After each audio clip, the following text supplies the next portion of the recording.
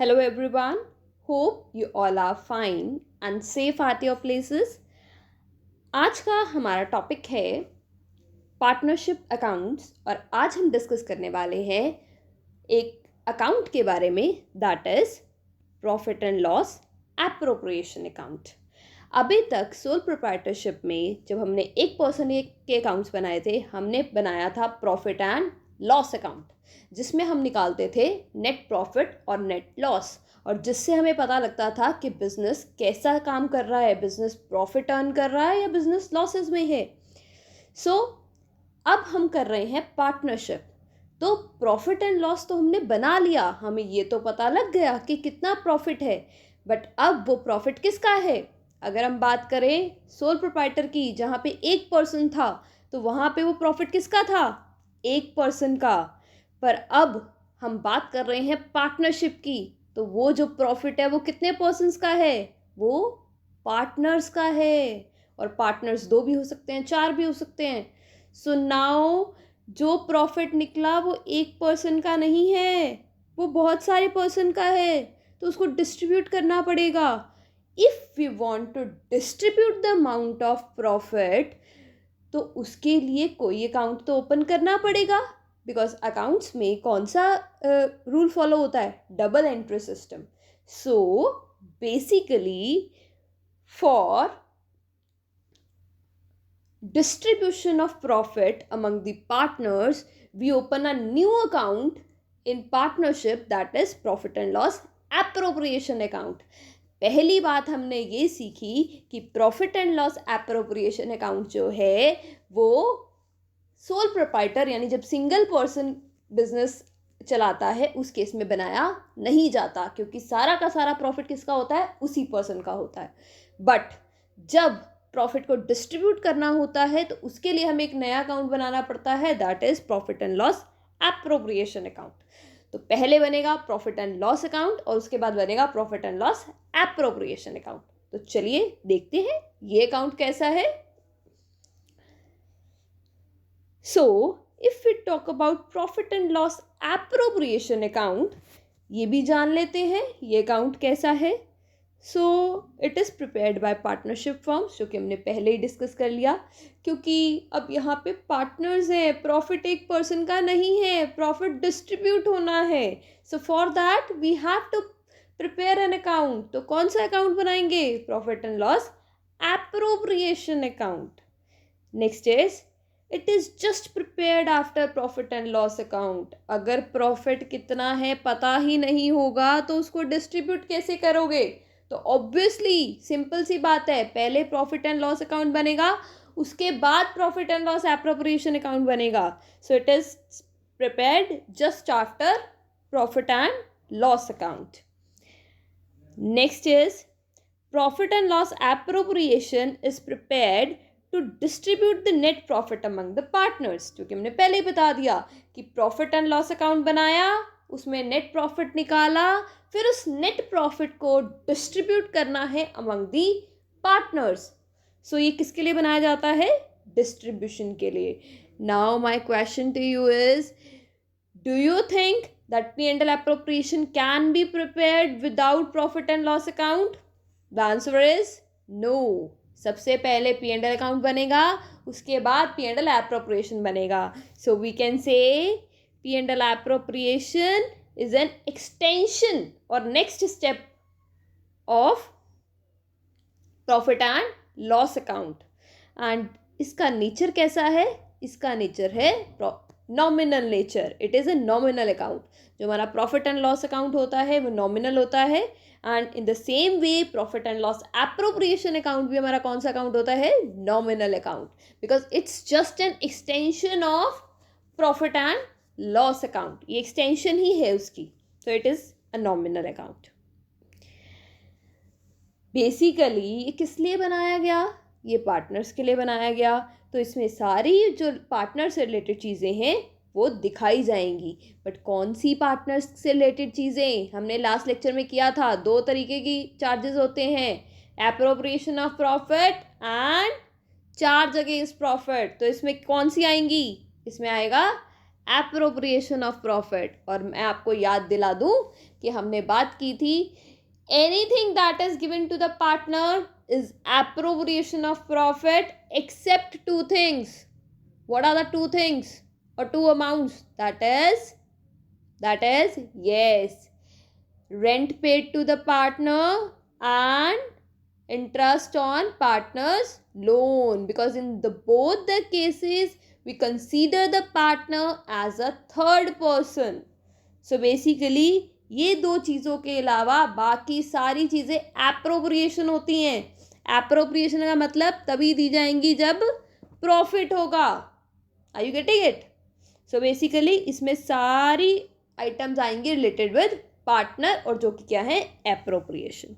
तो P&L appropriation को समझना बहुत ही ज़्यादा इंपॉर्टेंट है।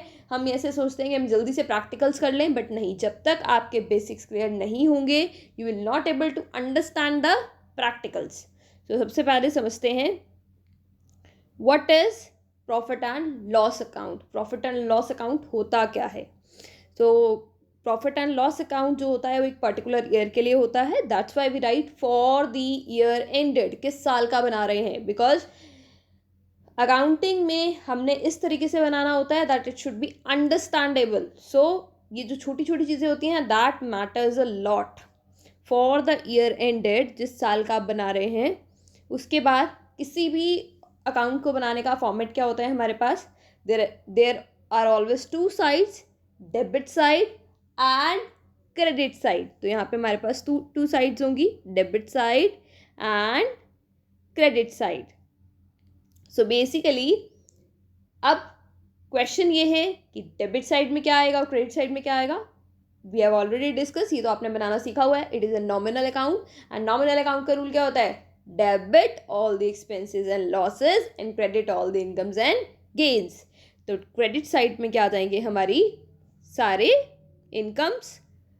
सबसे पहले तो आपको पता है जैसे प्रॉफिट एंड लॉस अकाउंट में सबसे पहले हम ट्रेडिंग अकाउंट बनाते हैं, तो उसका बैलेंस यहाँ पर ले आएंगे। उसके बाद यहाँ पे डेबिट साइड में सारे एक्सपेंसेस और क्रेडिट साइड में सारी इनकम्स, ठीक है। और उसके बाद आ जाएगा हमारे पास नेट प्रॉफिट। बट अब यहाँ पे हमें ध्यान रखने वाली बात क्या है कि इसमें वही एक्सपेंसेस आएंगे that is charge against profit, that is to be paid whether there is profit and whether there is loss. तो वो एक्सपेंसेस आते हैं that is to be paid whether in the case of profit और whether in the case of loss. तो सब कुछ आएगा यहाँ पे।